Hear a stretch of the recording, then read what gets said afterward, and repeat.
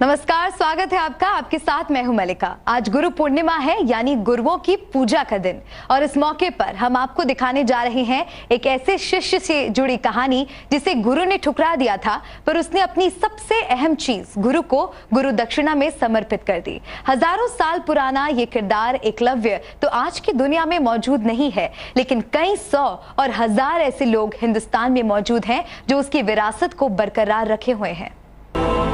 एक ऐसे शख्स की दास्तान जिसने गुरु को अर्पित कर दिया अपने हुनर को धार देने वाला सबसे बड़ा औजार, और कायम कर दी गुरु शिष्य के रिश्ते में एक अनोखी मिसाल। आज दुनिया में नहीं है वो एकलव्य, लेकिन हिंदुस्तान में आज भी मौजूद हैं। एक नहीं, 1000 एकलव्य।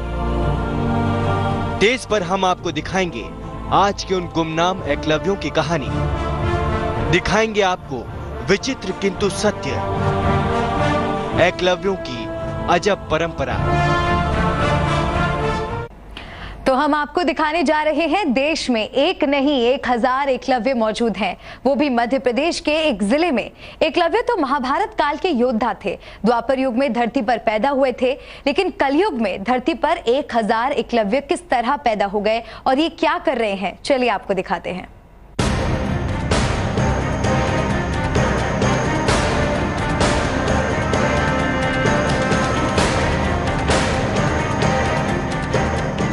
इनके हाथों में है तीर कमान, लेकिन ये प्रोफेशनल तीरंदाज नहीं। इनका निशाना होता है अचूक, लेकिन तीरंदाजी के खेल में इनकी कोई पहचान नहीं। ये है गांव के आम इंसान जिनकी है अपनी खास पहचान। ये हैं एकलव्य की संतान, ये एकलव्य के वंशज हैं। यहाँ है एक नहीं 1000 तीरंदाज जो आज भी तीरंदाजी के उस हुनर को जिंदा रखे हुए हैं जिसे महाभारत काल के भील योद्धा एकलव्य ने बड़ी मेहनत से हासिल किया था। मध्य प्रदेश के गांव में परंपरा के तौर पर बरकरार है तीरंदाजी का वो तरीका।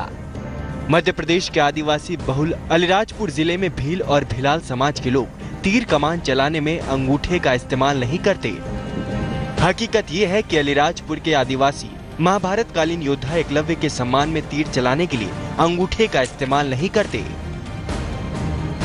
जो महाभारत के आदिकाल से जो अंगूठा जो हमारे एकलव्य थे, और आज भी हमारे यहाँ तीर कमान का जो उपयोग हो रहा है, तो एकलव्य के मार्गदर्शन से ही हो रहा है। जो कि एकलव्य ने जो अंगूठा जो द्रोणाचार्य ने काटा था, उनका वो लिया था, तो उससे आज भी हमारे आदिवासी समाज अलीराजपुर जिले के, चाहे भील हो, भिलाला हो, कोई भी समाज का, आज भी हमारे एकलव्य के उसके सम्मान से हम अंगूठा के छुपा के ही तीर का उपयोग करते हैं।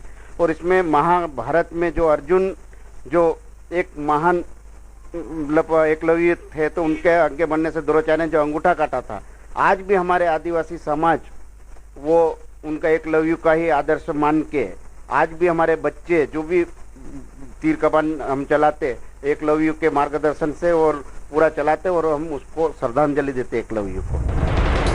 दरअसल अलीराजपुर जिले में आदिवासी समाज अपने आप को एकलव्य का वंशज मानता है, इसलिए ये लोग बिना अंगूठे का इस्तेमाल किए तीर चलाते हैं, और ये परंपरा पीढ़ी दर पीढ़ी चली आ रही है। नाम भील था, और तो गुरुजी ने अंगूठी ले ली। जब से हमारा अगला दादा वो सिखाते कि भाई अंगली से तीर चलाते, तो इन्होंने अंगूठी गुरुजी ने ले ली थी, नाम भी ली। जब से हमारा दादा ने सिखाता गया अंगली से चलाओ। आदिवासी समाज के लोगों का कहना है कि जब द्रोणाचार्य ने एकलव्य के अंगूठे को मांग लिया, तो उसके बाद भी एकलव्य ने बिना अंगूठे के अपने आप को श्रेष्ठ धनुर्धर साबित किया था। लिहाजा एकलव्य ने बिना अंगूठे के तीरंदाजी का जो तरीका विकसित किया, उसे यहाँ के लोग आज भी कायम रखे हुए हैं। जो आदिवासी समाज का जो एक ये धनुष जो चलाना एक अनूठा वो जो परंपरा चली आ रही है, इसमें जैसे कि पूर्व में जो गुरु द्रोणाचार्य ने जो पहले के अंगूठे से चलाते थे, तो उन्होंने जो अंगूठा दान में दे दिया, तब से उन्होंने उंगलियों से मतलब धनुष चलाना शुरू किया।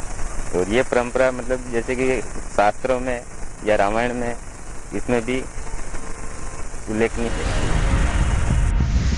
आपको ये भी बता दें कि अलीराजपुर के आदिवासी समाज के लोगों ने न सिर्फ नाम के लिए अंगूठे के इस्तेमाल के बिना तीर चलाने की परंपरा जारी नहीं रखी, बल्कि ये लोग इस तरीके से तीर चलाने में इतने माहिर हैं कि इनका निशाना बिल्कुल सटीक होता है। और यही वजह है कि कई बार आपसी झगड़ों और विवाद के बाद इनके तीर कमान अपराध में इस्तेमाल होने वाले हथियार भी बन जाते हैं। तीर कामती है वो वनवासियों का एक परंपरागत हथियार है। आमतौर पर ये आत्मरक्षा के लिए ही इस्तेमाल होता है। जब आप निकलेंगे तो आप देखेंगे कि समूह बनाकर सभी तीर कामती लेकर चलते हैं, लेकिन कभी कभी इससे अपराध भी घटित होता है। यदि हम हत्या का प्रयास एवं गंभीर चोट इसका विश्लेषण करें तो लगभग 30 से 35% अपराध हैं वो तीर कामती से घटित होते हैं। बताया जाता है कि एकलव्य से तीरंदाजी के आधुनिक तरीके की शुरुआत हुई और आजकल तीरंदाजी इसी तरह से होती है। ऐसे में अलीराजपुर के आदिवासियों की परंपरा तो अपनी जगह है, लेकिन एकलव्य ने जो रास्ता दिखाया उसे तो आज देश ही नहीं दुनिया भर के तीरंदाज अपना रहे हैं। देश के लिए अलीराजपुर से चंद्रभान सिंह भदौरिया। और आइए अब आपको दिखाते हैं एकलव्य की कहानी, जिसकी गुरु भक्ति सदियों से मिसाल बनी हुई है।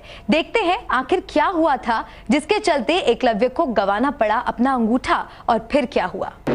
महाभारत कथा के मुताबिक एकलव्य तीरंदाजी सीखने के लिए पांडवों और कौरवों के गुरु द्रोणाचार्य के आश्रम गया था, लेकिन निषाद पुत्र होने के कारण द्रोणाचार्य ने उसे धनुर्विद्या सिखाने से इनकार कर दिया था।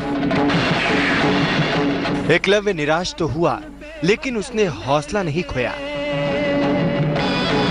जंगल में जाकर उसने द्रोणाचार्य की एक मूर्ति बनाई और उस मूर्ति को गुरु मानकर धनुर्विद्या का अभ्यास करने लगा।